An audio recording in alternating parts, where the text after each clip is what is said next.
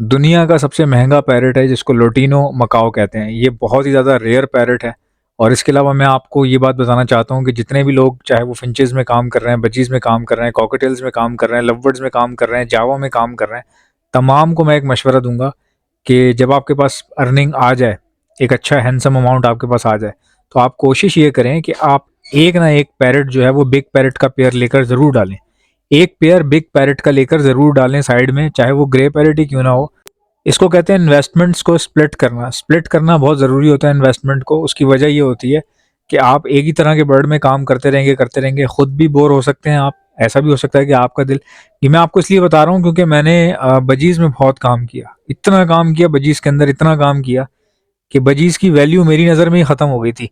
Even कि मेरे पास दोस्त आते थे, तो मैं होगोरोमस थे मेरे पास, लोटिनो होगोरोमस, तो वो मैं बेच रहा था बहुत ही सस्ते दामों में। बस मैं कह रहा था ले जाओ, मैं जान छुड़ाने के चक्कर में था। बहुत जमा हो गए थे, इतनी ब्रीड आई थी कि बहुत जमा हो गए थे। तो मेरे दोस्त आए, वो हैरान होने लग गए, उन्होंने होगरोमो की क्वालिटी देखी, बोलने लगे यार ऐसन क्या बर्ड्स हैं ये।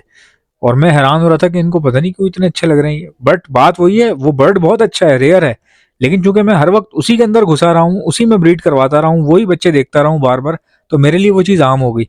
इसलिए कहते हैं कि सेटअप पे मुख्तलिफ चीज़ें होना ज़रूरी है ताकि आपका जो जहन है वो भी फ्रेश रहे। क्योंकि एक चीज़ देख देख के इंसान जो है ना बोर हो जाता है। उसके पास मल्टीपल वैरायटीज़ होंगी बर्ड्स के अंदर, जावा होंगी, खूबसूरत सी फिंचें होंगी, उसके अलावा बजीज होंगे, कुछ कॉकटेल्स होंगे, कुछ जो है ग्रे पैरेट होगा, कुछ कॉन्योर्स होंगे। तो उसको आंखों को वैरायटी मिलती रहेगी और शौक जो है वो ताज़ा रहता है। जब आप किसी एक बर्ड में तवील अरसा काम करते हैं ना, तो आप थक जाते हैं और आप बोर हो जाते हैं। अमूमन लोग मैंने देखा है जंप करते हैं, फौरन से जंप ऐसे करते हैं कि जो चीज़ लगाई हुई होती है ना उससे बोर हो जाते हैं, उसको ख़त्म करके जंप करते हैं।